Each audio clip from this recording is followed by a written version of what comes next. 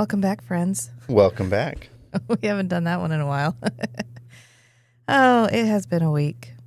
Several weeks. A week of weeks. Possibly a month. It's hard to say. It's been a week of months. Several weeks of months. One, we read the wrong book. You're welcome. So, surprise, we read Wolves of the Calla. So, if you're listening to this expecting it to be The Wind Through the Keyhole, like I said it would be, Nah. Lies.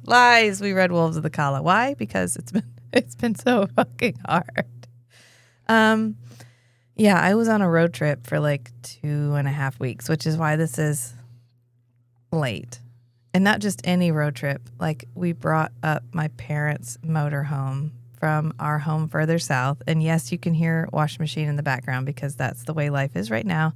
It will quit soon, I promise. Please enjoy this moment of ASMR. Yes, we are real people and we soil clothing. So it was hard because, and astute listeners will have picked up that my dad passed away.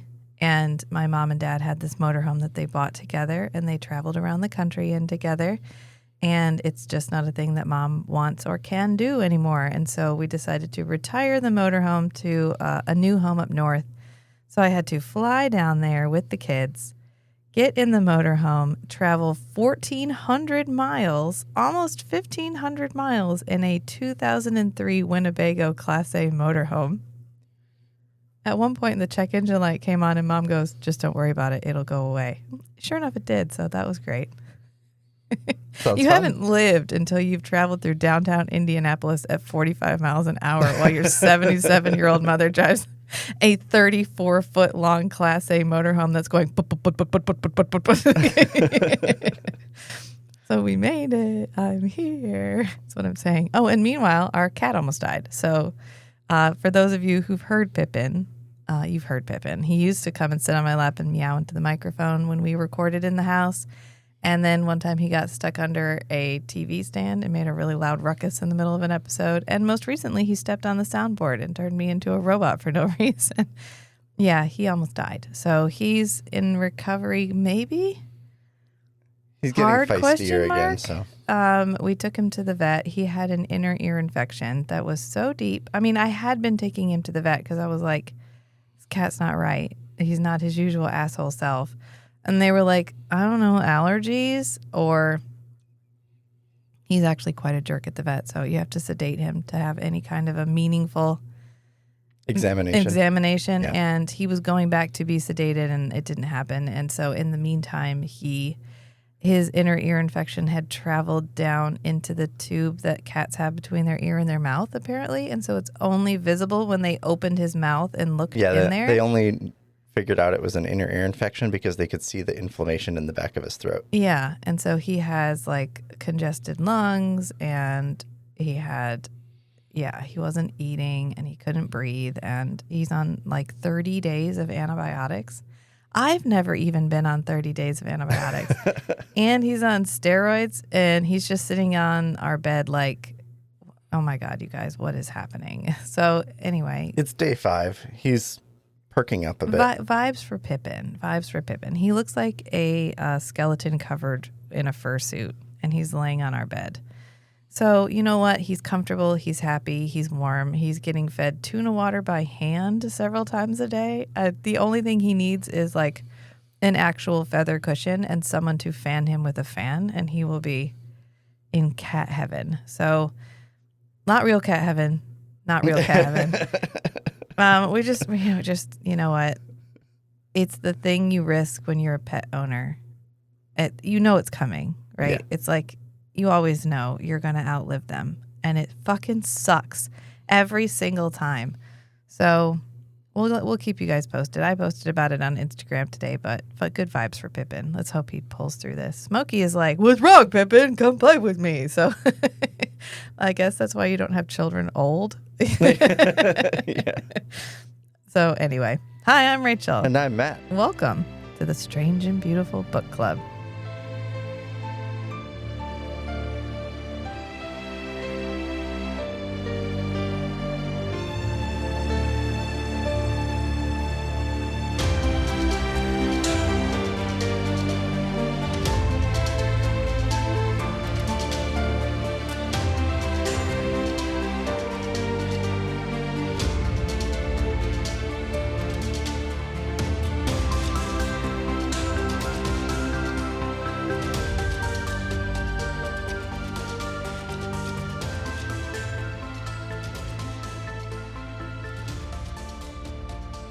Today we're going to talk about Wolves of the Calla. I'm done talking about the cat and my trips and my tribulations. And poor Matt was alone for almost 2 weeks. Yeah. He was alone so long he started literally tearing down walls. Did he need to come down? In other words, I don't have a closet They anymore. were in the way. The closet where you said, I'm literally never, ever, ever putting anything ever in that closet ever. So gross. So I decided, okay, I'll open it up. Words have power, everybody. You gotta be careful. So anyway, we read So our Wolves of the bedroom's bigger now. Calla. We read Wolves of the Calla by Stephen King. It was published in '03. Way back in the aughts. Back in '03. Well, the previous book, apparently, Wizard and Glass, was published in 1997. And yes, there's a short story in between, and we were supposed to read it. But technically speaking, he didn't publish it until the very end anyway, so we can throw it wherever we want to. So we'll read it next. So scratch that. Reverse it. July is now went through the keyhole. So, yeah, that's a 6-year gap between Wizard and Glass and Wolves of the Calla. And this But morning, he was writing 3 books at the same time, right? yeah, the last 3 all bam, bam, bam. So apparently, I don't know. I Googled Wolves of the Calla this morning to get a character list so I could make sure that I remembered everybody's names, which is a lie. So I'm not going to do it, but I'm going to do my best. And what popped up was an R. Stephen King / R. Dark Tower thing that was like, you guys, I'm having a really hard time making it through Wolves of the Calla after Wizard and Glass, because Wizard and Glass was so exciting and this one is so boring. And I was like, you know what? This felt vindicating to me. Wolves of the Calla was so much better. I was like, I'm back. Jesus Christ. I was so excited that this was weird and long, and a character from Salem's Lot shows up and then they fucking find the book Salem's Lot. I liked that he did a good enough job with Father Callahan and his story in the Dark Tower series that you don't really need to have read Salem's Lot to get the gist of his character. Oh, he spoils the shit out of Salem's Lot. Oh, yeah, he spoils Salem's Lot. Yeah, you better hope you listen to or read or watched Salem's Lot at some point in your life, because he's like, oh, yeah, by the way, here's the whole plot line. Yeah. I'll say it again, because if you read Wolves of the Calla, it's already spoiled. But he's even like, they kill Kurt Barlow, and he tells you that they changed the lady into a vampire. It's a whole, I was like, oh, okay, well, we're just going to, you know what else he spoils? The Door into Summer by Robert Heinlein. I read it. I read The Door into Summer because I like Heinlein. And I was like, oh, he referenced a Heinlein book, because there's a point where Eddie's going to open the unfound door. And he's like, oh, this is like The Door into Summer by that sci-fi guy that I liked. Yeah. And I was like, oh, Heinlein. So I looked him up and I read the whole book. And I actually think you would really like it. It's a guy and his cat. That's how it starts. His cat named, I think, Pete. And they go to the bar and Pete is drinking ginger ale and he's drinking a beer, and he gets kicked out of the bar. And so he goes into this whole thing about why he's walking around with his cat in a bag. And there's a twist. There's a plot twist at the end. Mm-hmm. And I knew it was coming because Stephen King fully calls it out in Wolves of the Calla, because this guy, he invented like a Roomba, basically, but like a very complicated Roomba. And if in the 70s, when this book was written, that felt real cool. Yeah. And he gets like snookered by his business partner and his secretary, and they take over the company and they kick him out, and they take the prototype for this do it all for you dolly. This like, he calls it Flexible Frank. It's like a thing you can train to do literally any job around the house, because he says the one thing that nobody's automating is housework. Yeah. And the one person that would deeply appreciate automation is a housewife. Right. And I was like, oh, fair. Yeah. So he's got the prototype. He wants to make it like perfect. He's like, I need like 2 more years before it's ready for production. And they want to go into production now, so they kick him out of the company. So they not only kick him out of the company, they then sign him up for cryogenic sleep for 30 years. What? And he wakes up 30 years later. And he had signed up to do it. Okay. And he had signed up to have him and his cat cryogenically frozen together. And he's going to not do it because he's going to go to court and he's going to get his company back. And Yeah. he's like, fuck it, I'm going to do it. And so they drug him. Oh, they and abduct him and do it? use the paperwork that he had already filled out to, and the thing is, people do it. It's a thing people do, that you like invest in a bunch in the stock market. Okay. And you like turn your money over to an investment company, and then you go to sleep for 30 years. And then when Yeah. you wake up, you get your return on investment. Okay. And so he's like, well, at least I'm rich now. And it turns out, no, they changed his paperwork from like, I think masters to something else. They changed his paperwork so he went to a different company. And that company went out of business while he was asleep and lost all of his money. And so now they're like, well, we have a fund if you want, like, we can give you enough money to get started. And he was like, no, I'm fucking fine. I'll be fine. And he's like, where's my cat though? And they're like, cat? And he's like, Pete. So he goes to this whole thing, and then he ends up getting a job at the company that was basically his company, hired girl, by being like, hey, I'm the guy that invented your first prototype or whatever. And they're like, oh my God, great. So he becomes this like relic because he's an engineer, but he's an engineer 30 years behind. Right. And he's like, you know what that is? Not an engineer anymore. Like, because you don't know any of the technology. Right. And so he'll come up with these inventions and they're like, yeah, guys, that's already been done. And he's like, oh shit, I'm so useless. But he loves it. Like he wakes up in the year 2000 and he loves the year 2000, but he hates how he got there. And he misses his fucking cat because when they abducted him, they kicked his cat out. Oh. And he says the worst thing anyone can do to a cat is shake their unshakable belief that they will be taken care of. Mm-hmm. And he's like, oh, I feel really bad because they did that. Like they kicked Pete out and Pete died alone on the streets by himself. And so he finds a guy and the guy's like, oh, well, you know, time travel exists. And he's like, say less, say less. And that's the twist is he finds a guy who figured out that anti-gravity can be turned into time travel because if you can create a force that repels gravity, you can also create a force that repels time. And so you need two equally weighted things and you send them flying in two directions in time.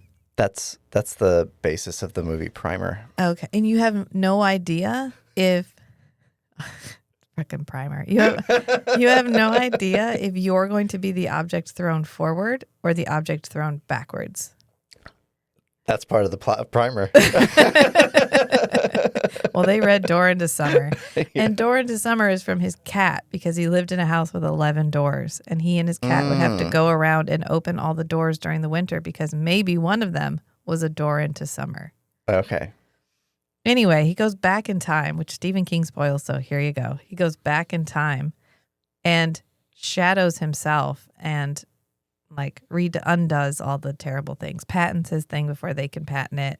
Anyway, and so that when he comes back to the year 2000, he's in a much better position. Okay. The only weird part is there's a kid like Penny's age that he's best friends with. Like he's her uncle. Okay. And he's like, how about this? I'm going to go to sleep for 30 years and wake up in the year 2000. Why don't you go to sleep in like 10 years when you're 21 and wake up in the year 2000 and then we can get married? At least he's not like, how about now? He's like, how about later when you're a little bit older, which is the plot of Goblin, I guess. Like, what if I just waited 10 years and then you'd be older? Anyway, so that's The Door into Summer. And it was really good. I really enjoyed it. And I had a lot of time because I was on the road, so I read it. And he also references this book called Look Homeward, Angel by Thomas Wolfe. That's every time he says the rock, the leaf, and the unfound door. Mm-hmm. That's from the pseudo memoir, maybe semi-autobiographical, maybe semi-fictional biography-ish of Thomas Wolfe, chronicling his life from 0 to 19. Okay, you mentioned that to me. Yeah, in the fictionalized town of Asheville, North Carolina. It reminds me of Blue Velvet, which is set in the fictional town of North Carolina called Lumberton, when there is a real Lumberton in North Carolina. Anyway, it's fine. But I did not make it through that. I read the first chapter and I was like, I love you guys, but I don't fucking love you that much. We spent enough time in Lumberton. It was so, well, it was no the Thomas Wolfe. Oh, okay. The way he wrote was so I'm a man and I write fancy. And it was just like I couldn't do it. He was just trying I don't know how to describe that. That didn't describe it at all. But the prose. You know what? I would rather read Creatures of Light and Darkness by Roger Zelazny again than have to try to make it through Look Homeward Angel, because I got 2 pages in. I kept having to go back and reread it. Like, what are you trying to say? It felt like one of those books that you read just to be like, oh yeah, I like Thomas Wolfe. He's one of my favorite authors. Yeah. And I'm sorry, but a book has to be readable. And there's such a thing as like prose poetry, like beautiful prose. Mm-hmm. And then there's prose that is trying so hard to be beautiful, it's illegible. And that's where we were. And then there's prose that's trying too hard to be different. And then you get Orange. The Clockwork Orange, the one that we read the first page of when we were like, no. And then there's technical documentation that you write under duress. Well, that's you. Even more unreadable. Well, we got through, let's see. So we kind of pick up. We did read Wolves of the Calla, We did by the read way. Wolves of the Calla. Well, I wanted to set the stage. Yeah. Okay. Yeah, because there's a lot of deep references. There's so many literary references in this book because some of these characters are fictional characters. Mm-hmm. I.e. Which is an existential crisis for Father Callahan. Right. When they find Salem's Lot. Lot. Which you're supposed to pick up when Roland picks it up at first. And it says that on the cover is like a church with a sun or a moon behind it. Because that's the original cover of Salem's Lot. Oh, okay. But it's really banking on you knowing what the original cover of Salem's Lot looks like. Yeah. I do, because it's a deep cut and I've read Salem's Lot, so it's perfectly fine. But You got it. I did get it. This is the second time we have referenced a Stephen King universe, because we did The Stand. Mm-hmm. But it was like, oh, there's an actual world of The Stand. And this is like maybe the multiverse. Maybe Salem's Lot is an actual whatever. And then Ben Slightman is not just a character from a book. He is an author of a book from our world, maybe from Jake's world at least, possibly. And he wrote a book called The Hogan or The Dogan, which was actually called The Hogan. And then it was a misprint. And then the thing that they go to is... I didn't pick up that Slightman name reference. Yeah, because he's like, oh, God, Ben Slightman Jr. wrote The Hogan, and then Ben Slightman is the betrayer. The elder, yeah. Who goes to The Hogan, because that's what it says on the side of the metal hut that they go to. The surveillance dome? You know what this is giving me? The strong vibes I'm getting from this at this point? Krull. Because it's a mixture of, because it's the sci-fi / fantasy-esque world we're working in, where it's high technology, but also fantasy setting. Yeah. And I like to imagine that when the wolves appear, they go, that's the sound that the Sneetches make, because they're like, oh, it's a whirring sound. Yeah, and they even have laser swords. It's Harry Potter snitches. She who can fuck all the way off? Yeah. Correct. Also, there's a second reference to Harry Potter in the book, which you did not catch up because you listened to it. Let me see if I can find it. I listened to it like a true foreign man. Mm-hmm. Because you don't actually read. Hey, it gets you through the book, so it's fine. The same font. He uses the Harry Potter font in the books for the part titles, not the chapter titles, but I guess they're kind of chapters. The way he has it divided up into parts, and then there's mini chapters inside the parts. Okay. But he uses the same Harry Potter font. This podcast in no way supports Harry Potter merchandise being purchased or money heading towards J.K. Rowling in any way whatsoever. Yeah. So, FYI, in case that comes up again. And I was like, Sneetches, that sounds like from that dumbass wizard shit book. Wizard in Glass, the worst version. And yeah, later they're like, oh, like from Harry Potter. Although none of them would know Harry Potter. Right? Who references it? Who picks it up? Because I think it's Jake Eddie. is in the 70s. Eddie's too late. He's in the late 80s. And they straight up say it's from Harry Potter. Yeah. Yeah, I was wondering about that too because I didn't remember when the first book got published. Late 90s, I'm pretty sure. Well, while you're looking that up, it's because we pick up and they're on the road. Actually, don't we pick up with the Jaffords? Don't we start the book with the Jaffords? Zalia and Tian? 97. I knew it was late 90s. Yeah, we pick up. This is the subtitle for this book. So it is The Dark Tower 5, Wolves of the Calla, she says 20 minutes into the podcast with the subtitle of Resistance. And so we pick up with Tian and his wife, Zalia. And this is where we first learn about being runt, which I read at first. And I read it as runt. And I was like, okay, so they're like small. But no, they're like 7 foot tall giants. But they later when they describe how they grow into the giants, it was horrifying that you can put your ear to their skull and you can literally hear it growing like a tree creaking in the wind. Yeah. Because in this town of Calla Bryn Sturgis, everyone has twins. When you have a baby, you have twins. They are more common than singletons. And They say the probabilities are switched so that twins are like 2% or something. yeah, And so only 2% of births are singletons. right. And then not here, they all have twins. Most of the time they have twins. And then every 20-ish years, a group of people called the Wolves show up and steal one of every set of twins and take them away to Thunderclap. And when then they come back on a train. Yeah, they come back, they load them on a train, send them back some weeks later. And when they come back, they are changed. They're ruined. They've lost all of their like mental acuity. And at a certain point, they will literally just shoot up into giant size overnight. And they cry during it because it hurts so bad. Yeah. And then in their 30s, they all die of cancer. Yeah.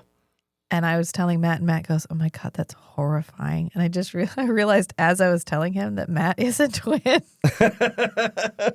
So that means in Calla Bryn Sturgis, I would have been a singleton. Yeah. Yeah. Oh, and I would have been a twin, I guess. Mm-hmm. I love how they all have twin names too. It's like Tian and Tia. Well, I guess if you would have a naming convention for twins if that's a thing If that they you were that do all the common. time. Yeah. Yeah. I don't know. Yeah, it's been hundreds of years of everybody's a twin. What would you feel if like Chris got taken? Wouldn't that be horrible?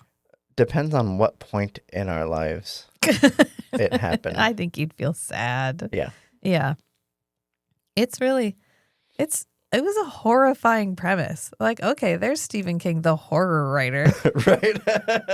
Like, what if someone came and just took your children and there was nothing you could do to stop them? And it was so ingrained in the culture, you didn't even question that they had the right to do it. Right. And he's using his sister at the very beginning as his mule, as his, like, to pull his plow. Because he's trying to plow his beast of labor. Yeah, because he's trying to plow the field that he calls, like, the asshole field, or he has a name for it. Yeah, I don't remember the name of it. Let me look it up real quick because I'm sitting here with the book Son on my of a lap. bitch. Son of a bitch, the field. And he's going to plant whatever. They're all farmers. Yeah, And- so he has all this land, but it's not farmable. Yeah. But he's going to... I mean, he farms a lot of it, but there's one field that, like, no one farms. And he's like, Right. Tia can do it for me. And you're like, oh, okay. What is happening? Because this is the entrance to the book. Like, this is your introduction to the book, and we start with like boob sweat because she's like, like, oh, her pendulous breasts. Oh my God. He really could have leaned into the horror and had them not be asexual. Oh yeah.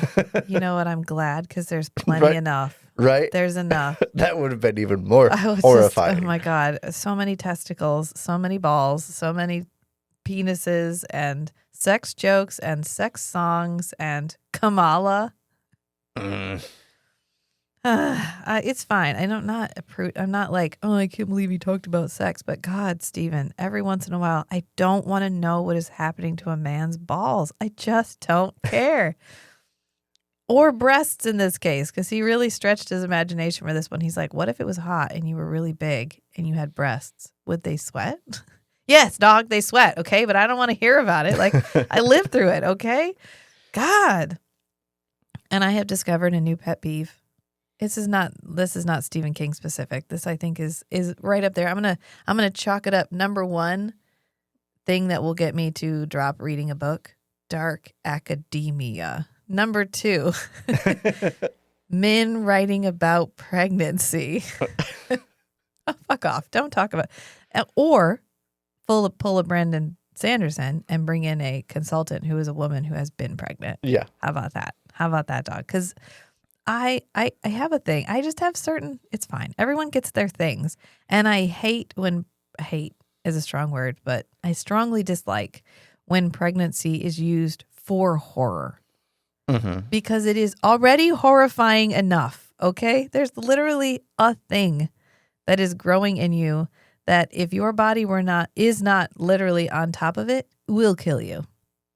I've heard people talk about the mechanics of how the parasite is trying to extract as many resources as possible from the mother. And so the whole placenta and uterus is this just intense battleground of trying to extract as many resources as possible, as quickly as possible from the mother, and the mother like defending it. And that's why ectopic pregnancies are so dangerous, because if it gets out of the uterus, it will literally implant anywhere, and it just goes into whatever tissue it can find, grab as many arteries as it can, and reroute the arteries to itself. Yeah. And at that point, you can't really even cut the baby out. Well, you have to remove everything around it. Yeah. It's a very, you have to catch them early. And women can even get a form of tumor where one of your eggs will spontaneously start growing, and it will have like teeth and hair. Oh, yeah, because it still produces all the ingredients of a human body. It's horrifying already, okay? I don't want extra horror added to it. Right. And I can say this as a woman who has had 3 pregnancies. And every single form of birth, I had our daughter with full intervention. I had to be induced. I had to have a vacuum extraction. I had to have an epidural. I had absolutely everything that you can have done to you medically in order to have a child, up to but not including a cesarean section, C-section. And then we had our son, who was like the most crunchy. I was not at home. All natural but birth. Like he came so fast, and then I was pushing. I was thinking about this last night. When we did so good with our son. The midwife was like, "Did you guys go to classes?" Yeah. Like, no, we're just naturally good at this because we did the ghost goat technique. Because if you make a really low tone, it forces you to relax your abdomen, and the more relaxed you are, the better off you are. Yeah. And so that was the one where I was so out of it because everything had happened so fast. She was like, "Reach down and pull out your baby," and I was like, "Okay," because I received an instruction, and I was like, "I see no reason not to do this." And so I literally pulled him out, and I was like, "There's so much," because he just kept coming. And then, I'm sorry, trigger warning, pregnancy description. And then I had twins. Via C-section. And via C-section. So I literally have had every single... With traumatic blood loss. With traumatic blood loss and postpartum preeclampsia. I almost fucking died, okay? And so I really don't like it when it's used as a horror thing because it's, trust me, it's already horrifying, okay? So anyway, in other news, Susanna is pregnant in this book. Susanna/Mia, which is mother in the old speech. Tongue. Yeah. I was like, okay. I mean, we kind of got hints that she was pregnant for a while. And then she was like, no, I can't because I'm still having my menses. I'm still menstruating. And I'm not telling anyone about it. I'm just like secreting away my bloody rags and burying them beside I'm sorry. That's where you needed a consultant, Stephen King. have you been around a woman who is on her period? Like ever? It's fine. It's fine. Right. They talk about writers spending months and years doing research for things like this. Yeah. Did Stephen King not like interview You know what some it women always about feels like to me when a man steps in and writes about that kind of stuff? It's like, how hard can it be? I Like, get it. Blood comes out. How they don't hard even can it be? realize how much nuance there is to it. Do you know how much management it takes when you're literally pouring blood out from between your legs? I don't. No, actually. you don't. It requires, there's more than just, well, I'll put a rag down there. Because sometimes it's not blood. Sometimes it's clots. Sometimes it's, there's a lot of shit that goes into it, okay? Does she have cramps? Is she tired during her period? Like, anyway, it's fine. I'm going to stop. Because one of the first things that happens is they're walking. They've been walking forever. It's been months. They've been on the road. Mm-hmm. And the road is now like a nice road. Like all of a sudden Right, we and they look have a like we're in wheelchair for civilization Susanna. again. Oh, because we picked that up in Topeka. Right. And then they go toe dash. Well, first, two things happen. We find out that Roland is fully aware that Susanna is pregnant and that her baby might not be human and that she's been wandering off. He's 98% confident she's pregnant. Yeah, because she's been wandering off to like feast in the muck every so often, and he's just been following her. And which I did like that from a horror perspective. Yeah. A personality takes over, like she's spun off a new personality, right. And it takes over at night, and she wanders off into the swamp or whatever, and eats random stuff, like biting the heads off of rats and frogs and stuff. Right. Because there's nourishment that something needs that she's not getting. This is where Stephen King was really flexing his horror muscles, and I was here for it. Yes. He's trying to write a Western, and I like him for that, for the stretch, right? His magnum opus is not necessarily strictly horror, which I love for him. But every once in a while, he's like, but I am a horror writer, guys. And you're like, thank you, Stephen. We knew. I'm so glad you're back to it. And he was like, what if she wandered off at night and ate fucking frogs? And you're like, hell yeah, dog. That's why I'm here. And in the meantime, while Roland is after Mia and Susanna, Eddie and Jake and Oi go toe dash. Yeah. Meaning they mentally / slightly physically project into another dimension. Yeah. And they head to New York City, back to the Restaurant of the Mind.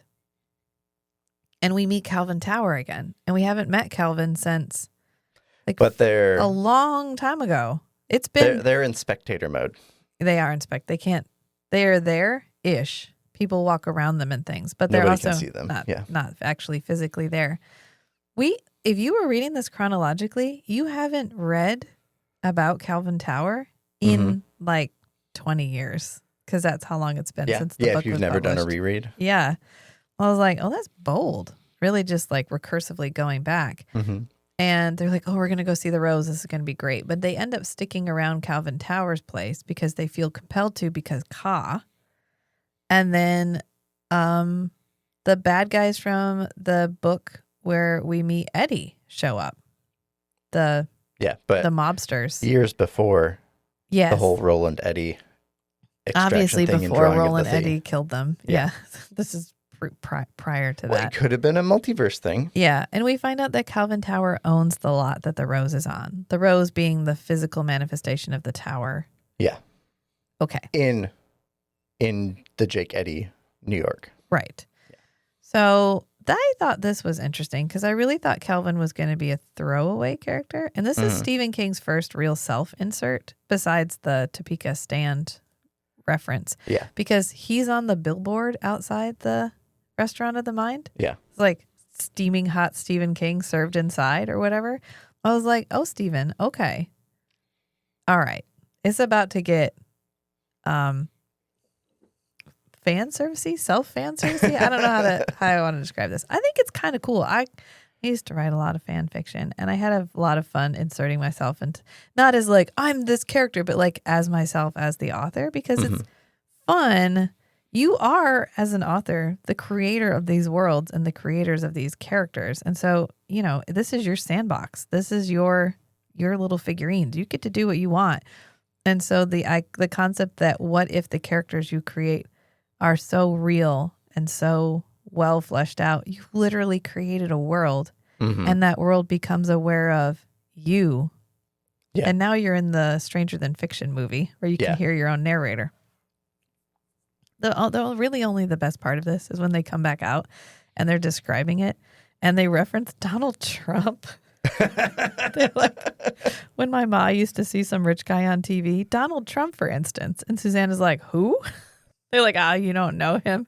But then they go shirt sleeves to shirt sleeves in 3 generations.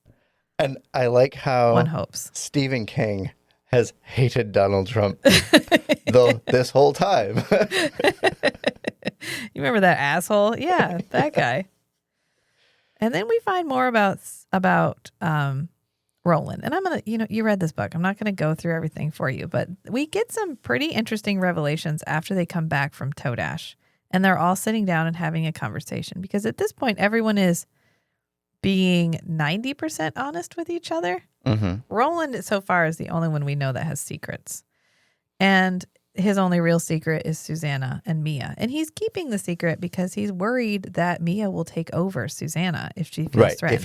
If he challenges her on it. Right. So he needs to kind of slide it in there. So they come back and they're like, okay, so real talk, we went to New York and let me tell you all about what happened. And they realize that the rose is in jeopardy and that they may need to save it because someone is trying to buy the lot that the rose is on. Calvin Towers may be a bit of an idiot. And so he's like optioned it. He's basically signed a contract that says he will think about selling it to somebody. And so they're like, okay, so we need to go buy it. And Susanna's like, yeah, I have a bunch of money. We'll just go back to my time, get the money in cash. And then we'll go to the Calvin Tower time and we'll buy it from Calvin Tower. And it's going to be great. And Roland's like, the fuck is wrong with you guys? Like, I know because you came here through a door, you think that happens all the time. But do you have any idea how long I have traveled? And so we finally found out how long Roland has been on his quest. Yeah, he says, I'm simply reminding you that I have wandered long, Roland said, because of changes in time, a softening of time, which I know you have all felt. I've quested after the Dark Tower for over 1,000 years, sometimes skipping over whole generations the way a seabird might cruise from one wave top to the next, only wetting its feet in the foam. And he, in all that 1,000+ years, he never encountered a door to another world until Eddie's. Yeah. That was the first one he'd ever encountered. And he's like, 1,000 years. They're not common. He's like, are we going to find them? Like, are we going to order them on Amazon? What do you think is going to happen? Like, we can't just order the door. And they're like, it's fine, Roland. It's going to work out. It's hard? What? Like it's hard? And you know what? It's not. It's fucking not. They are immediately like, oh, there's a door. Not only a door, but a customizable door. Yeah. Oh, okay, a door great. You can aim with your mind. Because Ka. Because Ka. Yeah. And I know both you and I texted you because I was on the road and I was like, remind me, I have something to say about Ka. And Matt was like, I do too. Would you like to go first? Well, I need to look up a word. Okay. So while you're looking that up, I'll bring us up to speed, which is not only are they on the road, not only have they gone Todash, but there are people following them and they fully know it. And they eat muffin balls, which whatever the fuck those are. I want to find a muffin ball. Is it literally a muffin? Does it taste like a muffin and it's a mushroom? They sound amazing. They fry them. I'm really hungry now. So anyway, the people are following them and they're like, oh, they'll show up when they're ready. And sure enough, they do. And this is when we finally meet Father Callahan of Salem's Lot. And he comes out and says it immediately. He's like, well, I've been a lot of different places, but I was really from this little town called Jerusalem's Lot in the state of Maine. And I was like, you really put Father Callahan in here. Okay, go. The actual Father Callahan. Yeah. Okay, so in my, amateur philosophy adventures, there's an idea that someone explained from like ancient, or I guess, old school, like Judaism, where they use the word da'ath, but it's like the old word for like faith or wisdom, and it has like a whole mysticism meaning. But the more like the meaning that I use it for is this idea of faith, that like the way that you act produces a world, like produces the future. Okay. Like you're in this dynamic creation of the future with the universe, with God, with whatever. And that you're working towards something. yeah. Okay. And so you have this confidence, a like commitment to following some principles to produce like the best possible future. And then there's another idea where in like existentialism, where there is no narrative to the universe. Okay.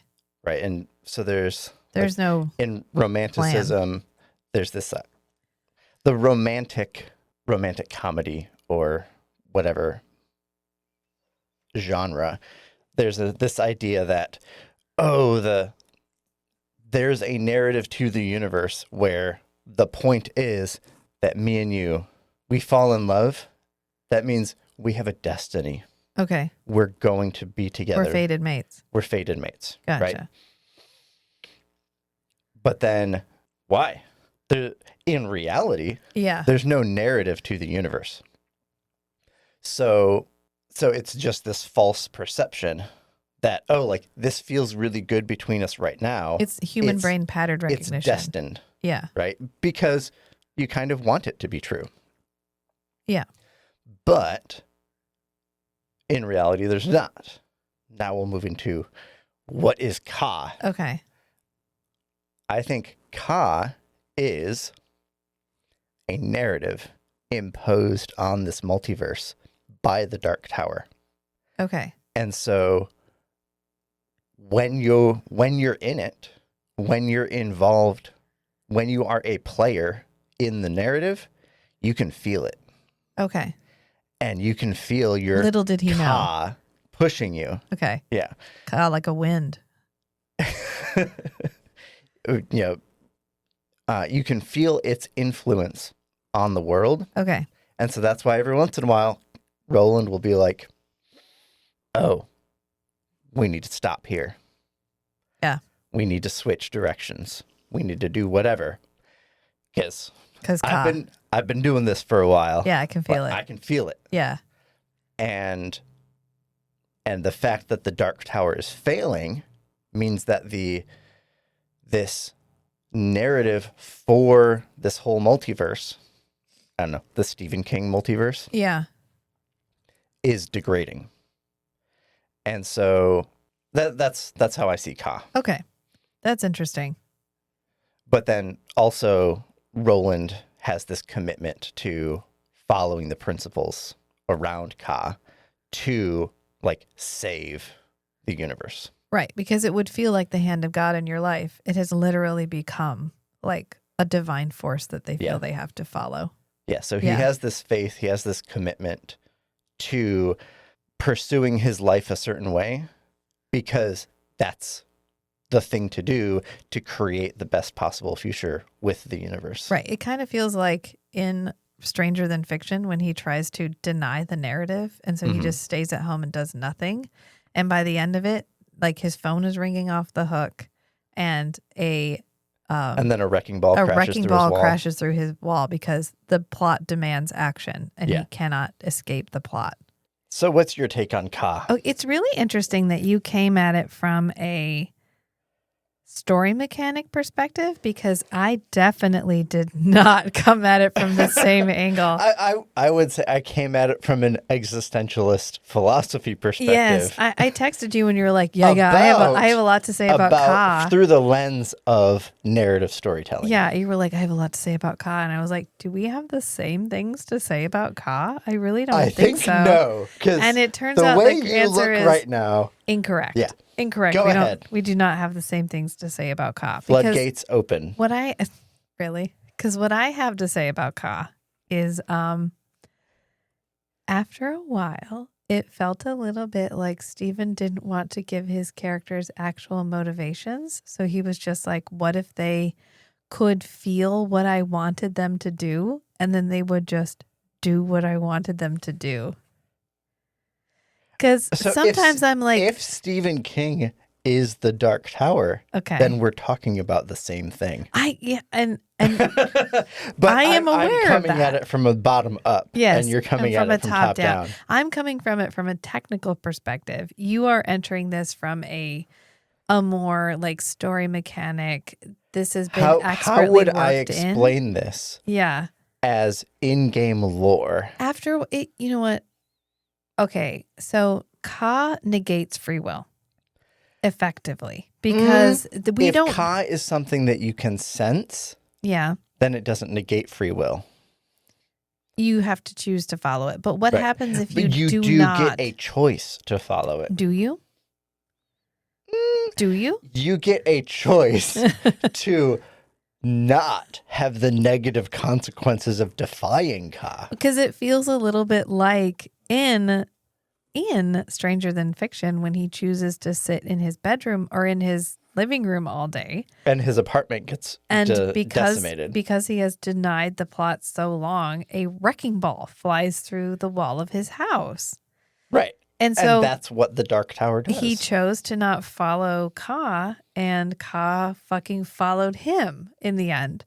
And I think that's my primary issue with the way that Ka is used in these books, is that it ends up being a negation of free will because they choose what they think Ka will want them to do. Mhm. And it doesn't always mean what they want to do. And so it ends up being the hand of the narrator, the hand of the author in the book. Machina. A lot. Yeah. And for the most part, they kind of do what you think the character would do anyway, but with the shortcut of never having to actually provide them with motivation to get them to do it. And so by this point in the book, I want to be real. I don't care. I think it's an interesting thing that he's added, especially from when you added your perspective, which is because the characters are in a book, they are actually characters in a book. Like we meet a character from a book. They're actually characters in a world where there is An author. Yes, an actual tangible there is author. an intelligent designer. Right. And so the fact that they can sense the way that plot wants them to act, when you added your perspective, I get it and it makes a lot more sense. But definitely without that added amount of introspection, the added amount, like from my perspective, where I'm very black and white. I do not provide anything to a book that the author does not give me. Okay. I just watched Okay. a short video from Pete Holmes. Okay. Pete Holmes is a comedian. Yeah. And he goes, a lot of his jokes are really deep, like philosophical insights. Okay. So he says, here's a joke I've been working on, but I don't think I'll ever get it, like, to perform on stage. Okay. I do believe in God. Now, to be clear, I don't think God is real. I don't think there is a place that you can go visit Okay. where you can meet, like, subject to object, God. Gotcha. It's me and you are talking. We're in a movie talking about the screen. Okay. Right? Okay. So And like the simulation. And the guy he's talking to says, dude, that's fucking mysticism 101. And I think that really fits into my framing of Ka Okay. in the Dark Tower series. Yeah, I can see that. Is a lot like the characters like, yes, okay, there is a thing. Yeah. Organizing everything. And we want to make sure that doesn't go away. That fits so well into the overall mysticism of the Stephen King Dark Tower universe. I get that a lot. But yeah, the moment to moment storytelling yeah, like doesn't always mesh tightly with If you It had doesn't not mesh invisibly with if you it. had not provided me with that perspective, all I'm seeing is just the hand of the author in the book. Yeah. And to me, I'm like, I want the author to disappear. I want to be able to read the book and I feel like I'm just engaging in the universe. I don't want to be able to engage with the way the Maybe I author is think too hard thinking. about this. Yeah, no, it's you. Oh, you always think too hard about everything. Well, what you do and it's the thing that you bring and that I really appreciate from you. And that the reason that I feel like we complement each other so well is I add nothing to to a book, to a movie, You're not to a augmenting TV it in show. your head. I need it if it's not written for me. I feel like I can't give that to the author. Okay. Whereas I'm filling in the gaps. Because to me, that feels presumptive. I'm putting on you a belief that I don't know if you have that or not. Or I'm putting on you I'm making assumptions about your creative process. And I don't feel like I can make an assumption about a creative process. So I literally accept all creative work at face value.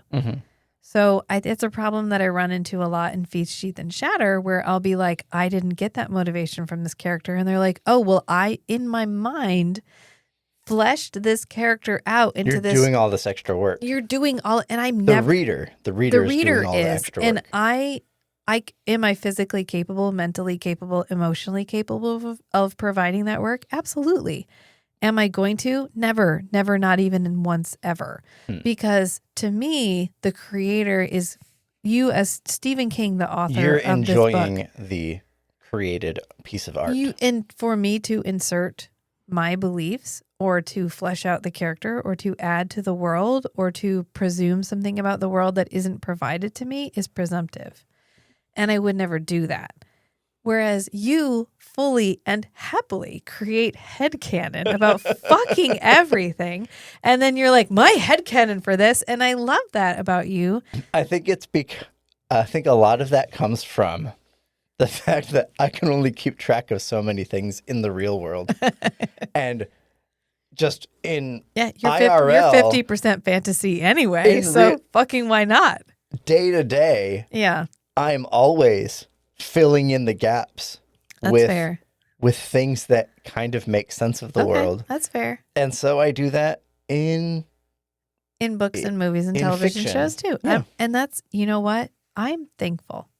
I'm thankful that you You're bring welcome. that because I cannot personally provide that. And so when you do, I'm like, oh, okay. Okay, I get it. So thank you for your explanation of Ka as a mechanic in the universe. As part of the overall, they are fiction characters who are aware of their narrator. And thank you. That makes so much more sense. Where I was like, this feels like lazy writing. This feels like... And I can see how someone would read this and process it as lazy writing. Because after a while, you're like, can you get them with... fucking write it. Like, write their motivation.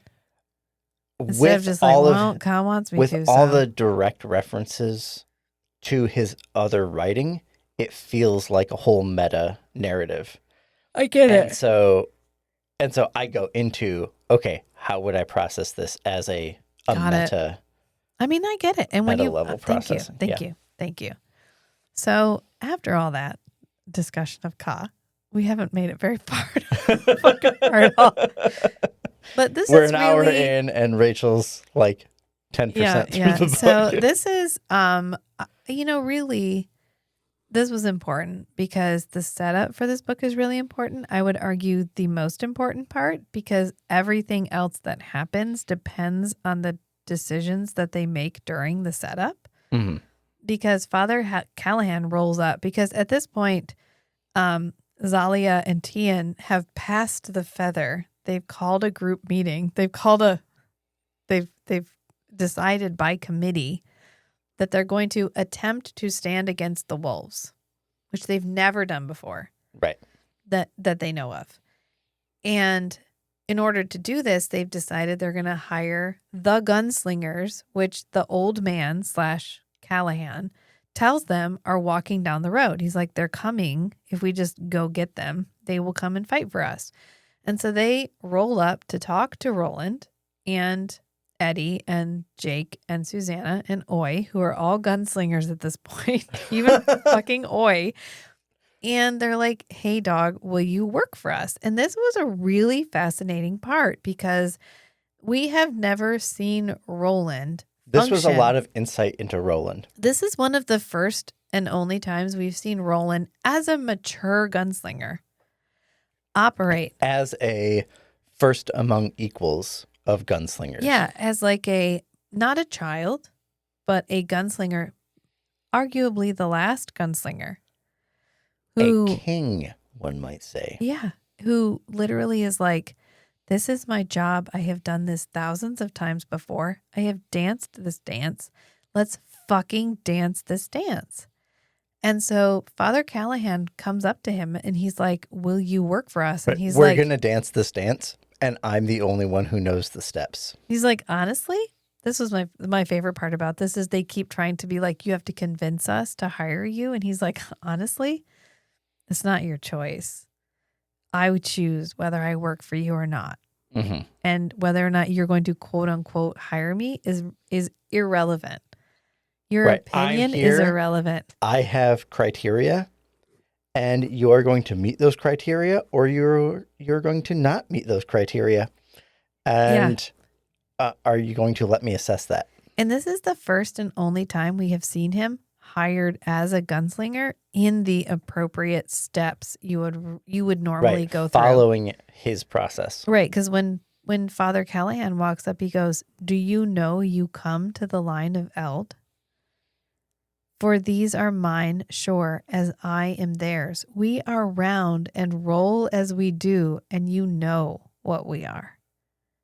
We are a complete circle. Mm-hmm. We are complete unto ourselves. Do you know who we are? Do you know who you are fucking talking to? And Father Callahan is like, I do. Are you? Are you all? And he goes, not be zero, not be free. I owe not you, nor you owe me. At least for now. He's like, right now, we're just talking, you and I. We don't have an agreement. We don't owe anybody anything. We're having a moment. And then later he's like, well, you have to convince me. You know, you guys are gunslingers, but like, okay, you say you're gunslingers, but you have to convince me. And he's like, that's not how it works. Not being from Midworld, you may not know, but that's not how it works. Convincing isn't what we do. We deal in lead. This was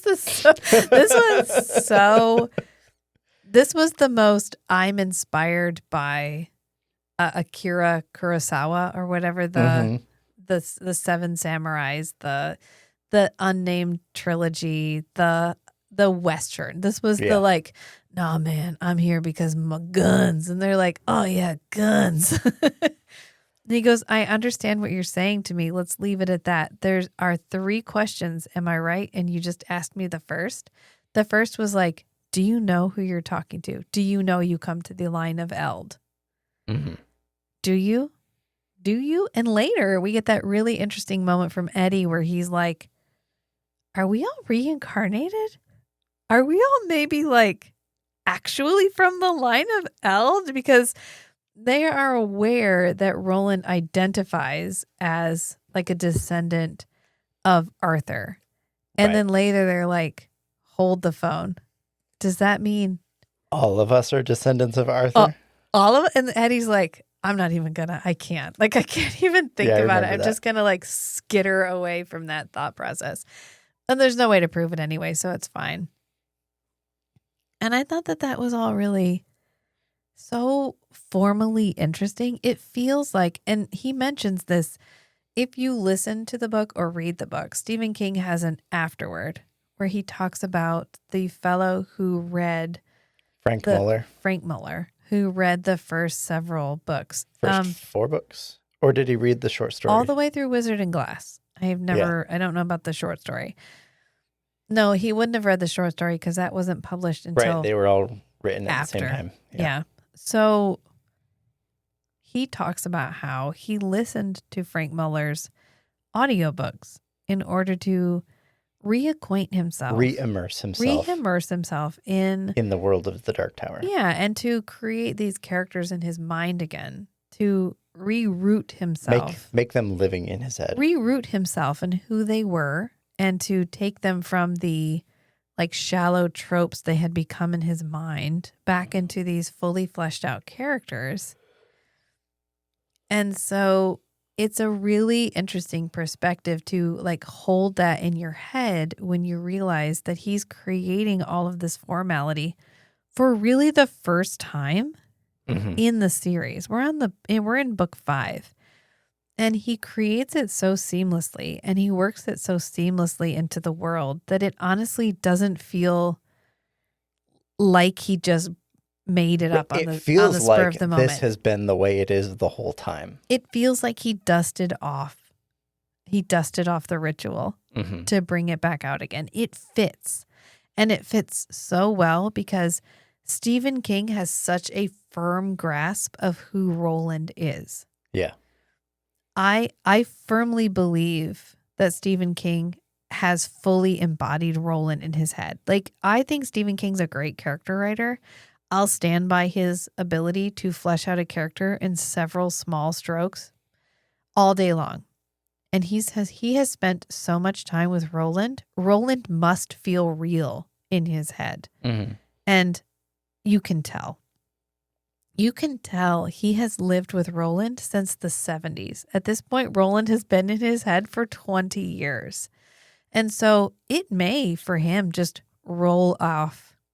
Like, Roland may know all these things that he doesn't even know. And I love that as the creative process for an author to so fully embody a character that you can create this lore, which ostensibly has always been in place because as long as he's been a gunslinger, this is the way gunslingers would function. But as far as the story we've read, there's never been an opportunity that it's been necessary. Right. And so when it does pop out, it feels organic because it feels like the character knew something Stephen King didn't even know. And that's how you know he's a really fucking good writer. Like, I think Stephen King is a really good writer. And I know I get hard on him sometimes about the fact that he will always call out testicles. And I know I was really mad at him during Wizard and Glass, but that does not change the fact that there's a reason Stephen King is still around. There's a reason he calls himself the, like, America's greatest schlock writer or schlock slinger or whatever. And it's not true, Stephen. Like, there's a reason why he's so good. And I know I have also given him flack for the fact that there's definitely a period in his career where he's writing to be made into a movie. Yeah. He's writing because he knows it's going to get optioned immediately and it's going to get turned into a TV show. And so he writes. And he's going to get a paycheck and get him to the next book. But you know what? There's no shame in that. There's no shame in the fact that he catered to his audience. He knew what his audience wanted and he gave them what they wanted. And that's fine. Another thing I find interesting about this book is it's Stephen King, who isn't always the best at creating female characters. He's okay. He definitely gets better over time. He's better now than he was at the beginning of the series. And he's trying to create Zalia as this really interesting character, but also putting her in a very patriarchal society. But it's interesting that he has her with them when they meet the gunslingers. She's there with them, and they get a moment where they get to talk to her. And she provides some really interesting insight about, like, Thunderclap and kind of the maternal overview of how they feel about what happens. Because they're like, well, does this happen everywhere? Is it just you guys? And she's like, oh, that's a man thing. Because they're like, how far away are all the other towns? Do they all happen at once? Like, what are the logistics that we're working with? And she's like, oh, that's a man thing. And then she's like, but wait, let me go ahead and tell you the exact specifics of what the man thing is. And then they're like, the men can't keep track of this. Yeah. We keep track of it for them, but we don't talk about how we keep track of it all for them. He also creates this character, Andy, a very fascinating character. Andy the messenger robot, parentheses, and many other functions, end parentheses. One, I listened to part of this on audiobook, and the audiobook writer knocked this out of the fucking park. He knocked Andy out of the fucking park. Yeah, the narrator. audiobook reader made him sound like a robot. I was listening to it and I was like, oh, dog, you did a fucking great job. He sounds robotic. Yeah. When he's talking. It's so good. And when you first meet him, you don't even in any way assume he might be like a negative character or a antagonist. And then when Eddie meets him, he's like, oh, this bitch is up to something. And then from then on out, he is so creepy. He's almost as creepy as the whole twin thing because everybody loves him so much and he's a bad guy. Hold on. It's like the audiobook narrator for the first Law series. Yeah. Was so good. Sometimes they knock a voice out of the park and you're like, all right. It was like this guy in particular was so good at distinct voices for distinct characters. Yeah. Where I think we were talking about it with a friend of ours. And in like book 5 or 6, he switches, like the chapter switches to a character. And it's like, wait, I know who this character is before it's been introduced. And it's a character that 2 books ago, we were 100% sure just died. But because the audiobook narrator hasn't, like, performed this voice so consistently. You knew who it was immediately. Boom, you instantly know, shit, this guy's back from the dead. Yeah. Yeah. That's Kate's complaint. That's Kate's complaint about the Stormlight Archive, because at one point in the Stormlight Archive, the little snippet over every chapter is you don't know who is writing it. Sazed. But he reads it in the voice, and so you're like, oh, I know who that is. So if you've listened to the other audiobooks, you know who that is. And I get it.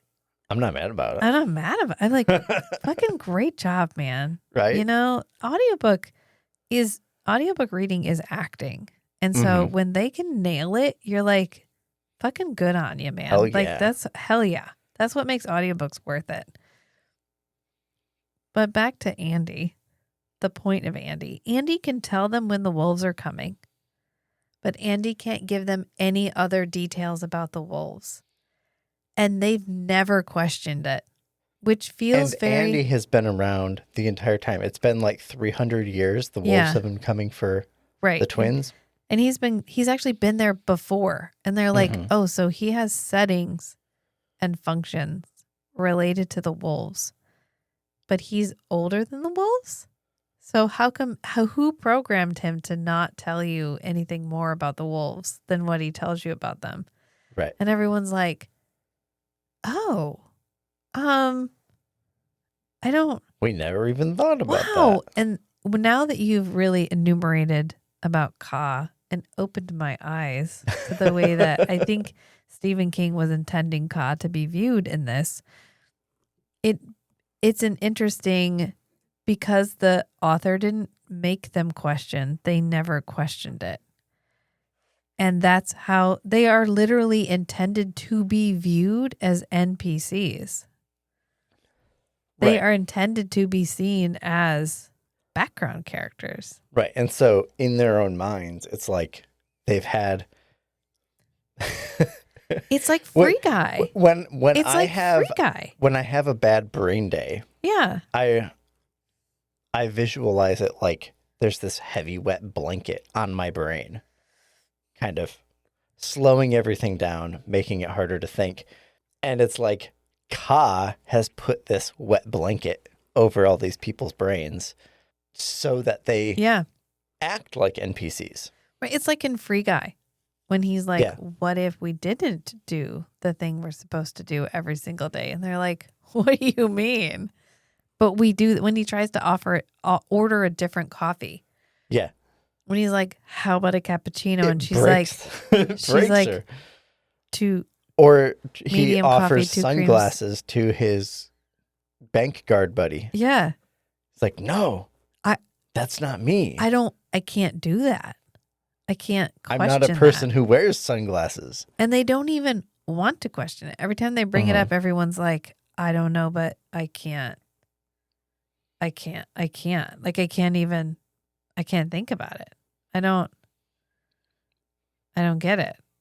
And they're all like, okay, but you've literally never questioned who told Andy to tell you that the wolves were coming, but not tell you anything else? Why would they even program someone to do that? You've never questioned that. And they're all like, no. And it's really interesting because we spend the entire book with these people, but I don't think we ever really get to know any of them. Maybe it's not Starliner. What's the guy's name? From what? The elder guy in the village? Overhauser? Stringliner? I can't remember his name. Overhauser? No, what's Jake's buddy in the book? Slightman? Slightman. Starliner? He's not an feel elder. He's just like No, a I guy. thought Slightman was the elder. He's the elder of the two Bennies. He's Ben Slightman and his son is Benny Slightman. So they're junior and senior. The oldest guy is Jamie Jaffords. He's the guy that tells Eddie about how they stood against that wolf. Okay. And he like leans in and does the whisper. And Eddie's like, oh shit. And you don't know for like 6 chapters what Jamie Jaffords whispered to him, which we're going to talk about. Right. Because this book stylistically was such a Ben departure. Slightman the elder. Yeah. But he's not the eldest. Elder as in senior, older than his son. not elder as in village leader. Right, yes. Overhauser, if anyone is the leader, is Overhauser. That was misleading for me. Which at one point, Roland calls Overholster, and Eddie's like, do I correct him? No, I do not correct him. He's already pissed. There's no point in correcting him. Yeah. Yes. Ben Slightman, the elder, is the one with glasses. Yeah. And he's the other one where everyone's like, nobody wondered where he got the fucking glasses. We get some insight into his character. Yeah. But otherwise, not much. It's because these people are acting like background characters and yet they are intentionally acting like background characters that it's really fascinating. Because like Benny Slightman to the point when like Roland and Eddie and Susanna try to like wake them up, they're resistant to it. I don't know what you're talking about. Yeah. And literally at the end, they're like, he has glasses, you guys. Where did he get glasses? Do you have an eye doctor? Who makes the glasses? Who made the fucking glasses? And they're all like, oh, shit. Who made the fucking glasses? And they mention them pretty early on, but they become such a dramatic like plot point because Roland says, I would have forgiven you if it was just that you were protecting your son, but you're wearing fucking glasses, bro. In a world that does not manufacture spectacles. And Ben Slightman is like, oh my God, you're fucking right. Like I chose myself. I chose my own comfort. I chose fucking glasses. Yep. They won me over. I sold out my village. I sold all of these children for fucking glasses. And Roland's like, yeah, and I knew it immediately. Yeah, dog. Yeah, dog, and I knew it immediately. I knew it. And this isn't because in the end, Benny Jr. is one of the only 2 characters who dies. Right. Ben and Ben's mom. What a choice. Right? Not even his mom, I don't think. It's Marjorie Slightman. Oh, Margaret Slightman? Maybe. Yeah. It must be him and his mom. Yeah, it's Slightman's wife and son are the only... Eisenhart. No, it's Margaret Eisenhart who dies. Yeah, Margaret Hencheck's daughter. Okay. The daughter of the Manny guy. She dies. Benny dies. He gets like exploded. Right. Literally exploded, not like exploded. Like literally exploded.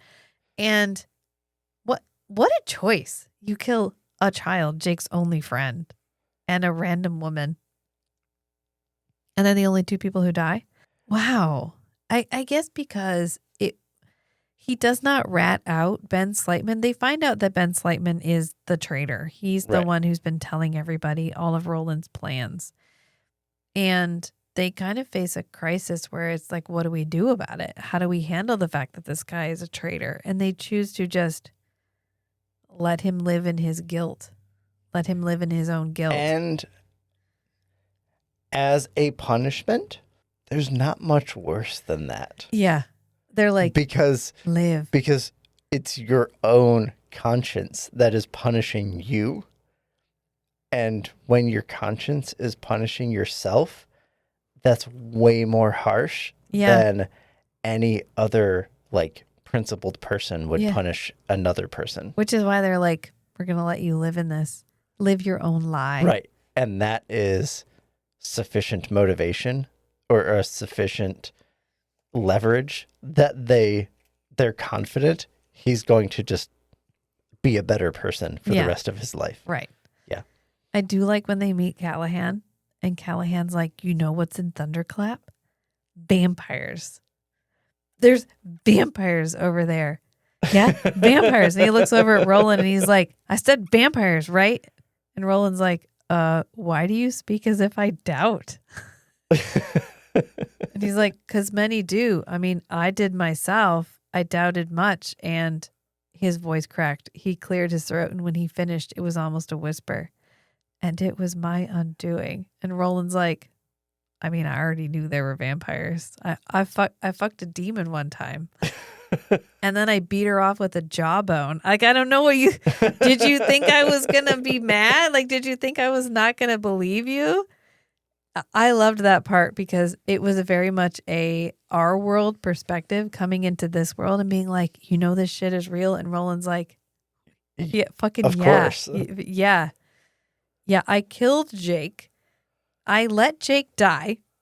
Go then. There are other worlds than these. Okay? I let Jake die. My mind split in half after I went through a magical door on a beach and stopped the guy who would kill him and therefore transport him to my world. So I ended up in a situation where he was both alive and dead in my head. And I still have both of those memories. Wait, dog, then I carved a door out of dirt. Eddie made a key out of a tree or some shit, and then we unlocked the fucking dirt door and opened it. And he popped the fuck out. Yeah, I know there's vampires, okay, bro? Like, did you think I was not going to... Well, in the meantime, Susanna was fucking a demon. I fucked a demon. Eddie's probably going to fuck a demon later. Oi can talk. Like, I don't know what you thought. Was I going to be mad? Like, was I not going to believe you?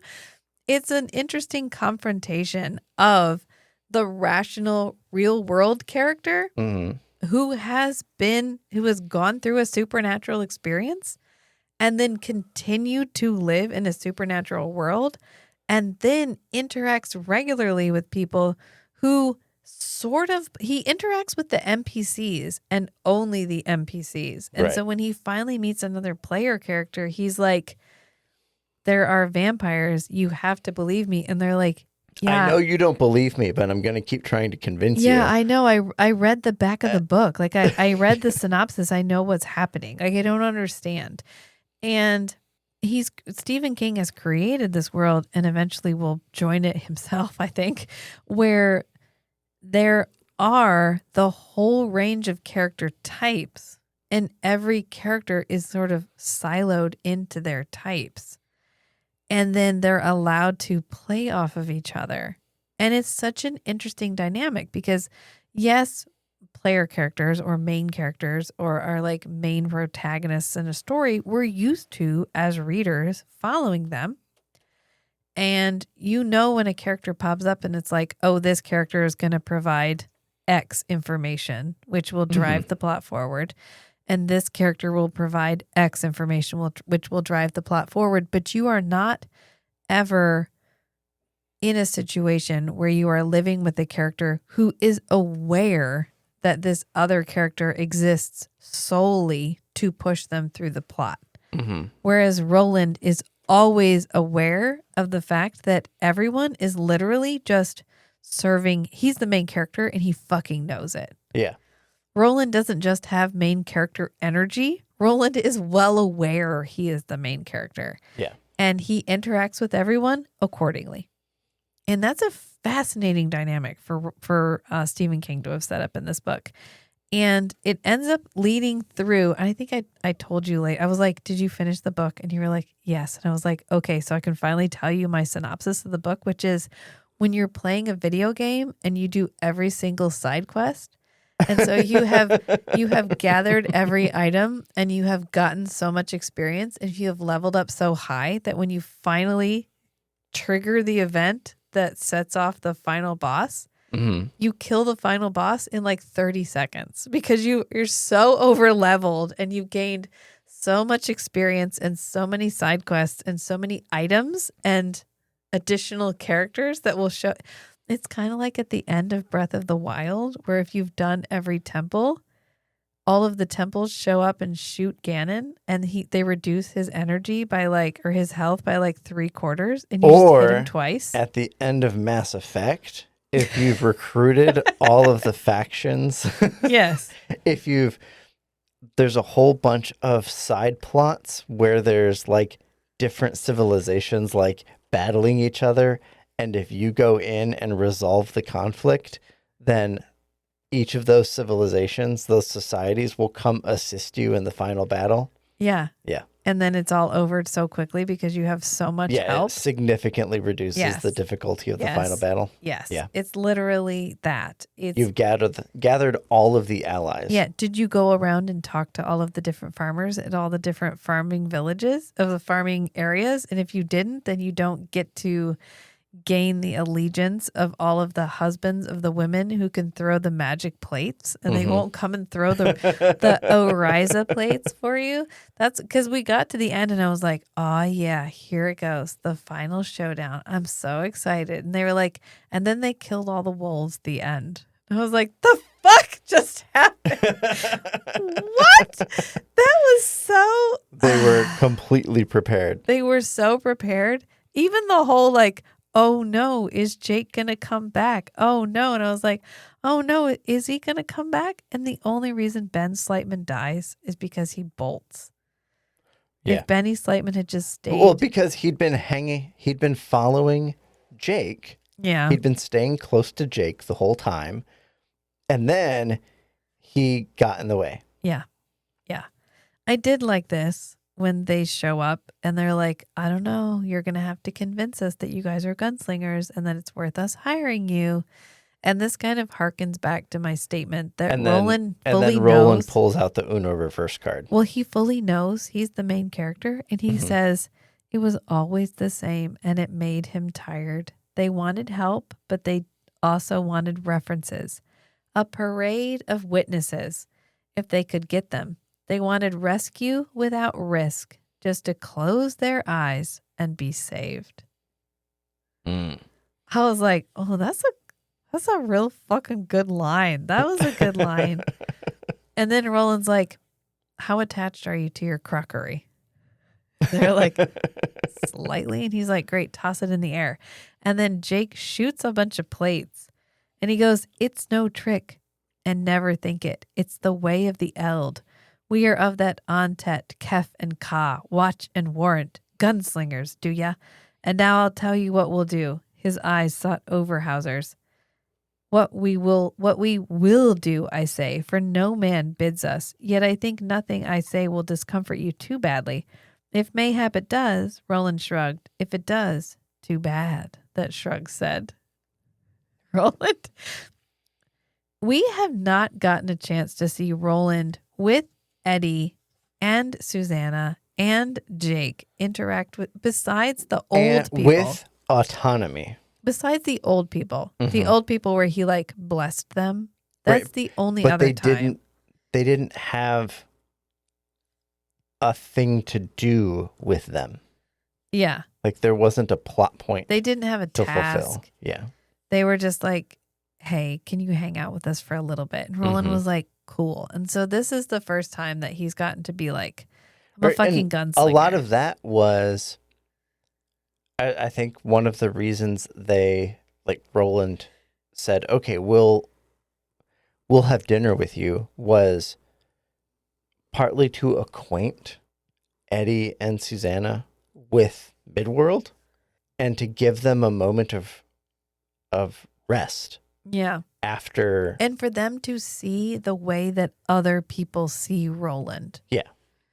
But this was a final step into them becoming gunslingers, into them Right, they are seeing, gunslingers now themselves, and they Yeah. need to learn how to do things. into them seeing how that changes how they interact with the world. Mm-hmm. And then they go Toadash again, because we don't know it yet, but they're getting close to Black 13, which is the ball that they talked about Yeah. in Wizard and Glass. And Father Callahan has it. He just possesses it. It is in his church. And they go Toadash, and they go. What's in the box? They go visit the rose. And Roland finally gets to see the rose, which is the first time he's seen. At this point, Mhm. Jake's the only one who's seen the rose. And Susanna won't go see the rose because there's a part of her that maybe wouldn't be compatible with the rose. Mm-hmm. And I thought this was interesting. It goes, here is yes, the voices said. Here is you may. Here is the good turn, the fortunate meeting, the fever that broke just before dawn and left your blood calm. Here is the wish that came true and the understanding eye. Here is the kindness you were given and thus learned to pass on. Here is the sanity and clarity and you thought were lost. Here, everything is all right. And that must feel really good to Roland. We get a couple moments where we see him having a nightmare about the final stand of the gunslingers Mm-hmm. and losing the horn.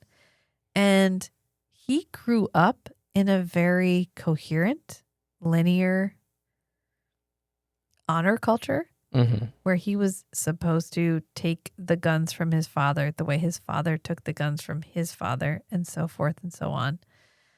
And he ended up in this situation where he has been lost and wandering, Untethered. untethered for 1,000 years or more. And then to see the rose and have the rose say, it's all right. You're doing the right thing. You're on Right, the like- right path. You have a place. You will be warm again. You will be warm again. Fucking that's a perfect description of like what Roland. Yeah. And because this whole time we know Roland is seeking the tower, but we don't know what Roland intends to do when he finally finds the tower. Mm-hmm. Fix it? Break it? Put it back together? We don't know. And so to meet the rose, and the rose being the tower, to look at Roland and go, Right. you are The enough. whole, what it is like for the tower to be whole and functioning properly is what the rose is. And for Roland to be able to experience that Yeah. is It a was big, an interesting a element, big deal. and it got him on board. Mm-hmm. Because prior to that, he was like, I don't understand why we're working so hard for this. And then he meets the bros and he's like, yeah, we got to buy that lot. Whatever we need to do to buy that lot, it's going to be fine. And then they end up in the Calla and they have to win the people over. And so Roland does a sea shanty, a body tavern a song traditional harvest dance. about rice. Mhm. And I have to imagine in Stephen King's mind, this is how it went. His wife or whoever made him rice, and he was like, does that look like semen to you? And she was like, what, Steve? And he was like, I mean, it's white, right? And it's kind of viscous. I mean, it kind of looks like when semen. you let the rice water cool down, it gets kind of thick. You know, like semen. And she was like, why is it always balls with you, Steve? Why is it always fucking balls with you? And he's like, it looks like jizz though, right? They say jizz in this book. Yeah. Jake is like, oh, you mean like jizz? I was like, fucking no. God, I was so enjoying the scene. I was actually at the grocery store and I was listening to this on audiobook, and they're like doing the whole like The Roland gets up come, there and he's Kamala. like thrusting his slim hips, which we mentioned his slim hips like 17 times. And then they're all like, oh yeah. And then he's like, wait a minute, is this about sex? And he's like, is this about sex? And then they're literally like, sex in the middle. Like they all shout it. Come. They all shout, come. And Jake's like, come like jizz?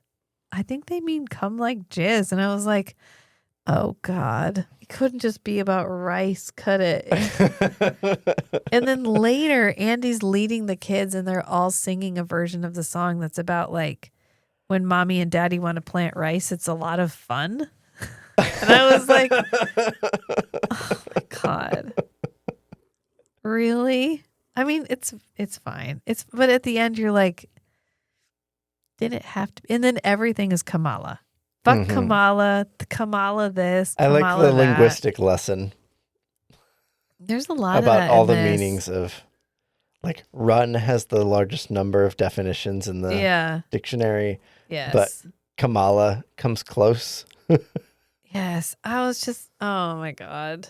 Now, there was a moment during the whole Kamala scene that I really liked. And it was this part when they're like, around them, people began to clap, not on beat, but on the offbeat. They were starting to sway. Those women wearing skirts held them out and swirled them. The expression Jake saw on their faces, oldest to youngest, was the same. Pure joy, not just that, he thought, and remembered a phrase his English teacher had used about how some books made us feel.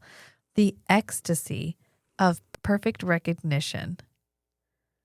I thought that was a really interesting, like, when you see yourself or you see an experience or you see a theme or whatever that you fully and completely relate to, the absolute ecstasy of feeling seen. Yeah. Of feeling recognized.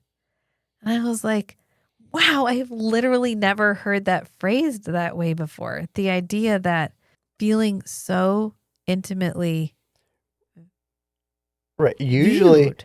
Usually from like day-to-day life, it's like the stress of being perceived. Yeah.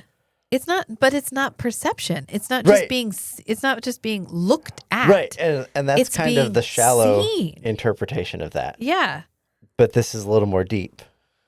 And I was like, oh, that makes so, and it just, every once in a while. It's like fitting in versus belonging. Right. Where fitting in, you have to modify your own behavior to match the group that you're trying to fit into. Whereas belonging is you get to be yourself and people accept you into the group because you are like fully open to act as yourself. Yeah. And every once in a while, Stephen King will come out with these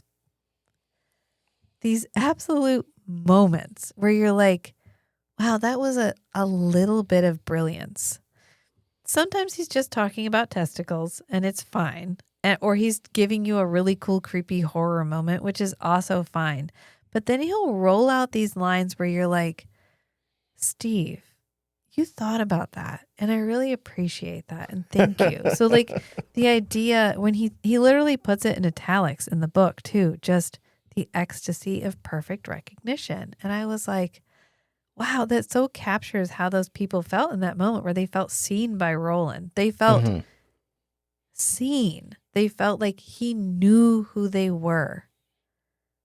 And it literally changes the way they think about him because they feel like he completely understands them because he knows a part of their culture without having to be told it. And I thought that was really interesting. And I'm going to propose that we leave this here for now and that this becomes part 1 of 2 and that we come back to this again because I have a lot more that I want to say about the later parts of this book and we're already running a little long in the tooth here. Yeah. And I don't want to rush through it because we're running too long. And so what I think we're going to do is leave this as part 1. There's one part that's been on my mind. Yeah. That I'm trying to keep there so I don't forget to mention it. There's a part later where it's when Susanna is going off and being Mia. Yeah. And Roland is like, I can't talk to Susanna about Mia because Mia might come out and hurt Susanna. Yeah. I can't talk to Eddie about this because Eddie might let something slip to Susanna. Yeah. And that would be a problem. I can't talk to Jake about this because Jake is good friends with the Slightman boy. So I'm all alone. And I was like, what about fucking Oi? Oi is a member of your contact. Oi would be there for you. You can talk to Oi about this. Oi would be like, and Oi Ia. would have something to say. Oi would be like, Ia. I have a lot to say about. Come on, Roland. I also. You need to trust Oi. Oi as a full member of this party. There's fully a moment in this book where Oi is the most rational of all of the quartet. Yes. Yeah. And I like that Oi gets his moment of every once in a while they'll all be talking and he'll be like, yes. And they're like, did he just agree with us? Is that I don't, you know what? I'm not going to think about it. They're all like, you know what? I can't. There's probably 2 or 3 times where they're all having this conversation and they're like seeking commitment, like affirmation from the rest of the group. And then Oi will pop in and the words that he's using are not just a direct parrot of whatever everybody else is saying. He is he's conveying agreement and like a commitment to the action using a paraphrase. And it's like, oh, Oi's actually thinking about this. Right. And Jake will be like, did he just read my mind? Mm-hmm. I mean, maybe, but whatever. I have bigger problems right now. Like than my Billy Bumbler reading my mind. I did like the moment where Oi is laying on Benny Slightman's bed, and Jake is like, I resent slightly that he took to Benny so completely that he's snuggling him already. Because you have that cat that you're like, this is my cat. He's my best friend cat. And he doesn't really like other people. He kind of hates everybody else. And then that one person comes around and they're like a slut for that one human. And you're like, and you're like, you're jealous. That's You're jealous that this other person is going to take your cat away. I earned that. And he just gave that to you. Mm-hmm. I had to buy that. And you just got it for free. Yeah. You're never going to appreciate it the way that I do. So this feels like a good moment to just leave it for part 2. So we're going to come back. It's not going to take long. We're going to record this like in a couple of days and I'm going to release it again. So you're not waiting like forever and forever. Yeah. But we're going to come back because I have a lot more I want to say about, because we haven't even gotten to the part where we talk about Callahan's backstory and the secret highways. I was like, oh my God, I want that entire book. Right? The whole, there is a network of highways that connect not like only our world, but other, like the bridge. I was like, this is an entirely fascinating concept. I want this entire thing. So we're going to come back and we're going to talk about it. And so I'm just going to say, until next time, friends. Remember, sometimes the strangest things are the most beautiful. So be who you are and love what you love. Until next time, friends. Bye. Bye.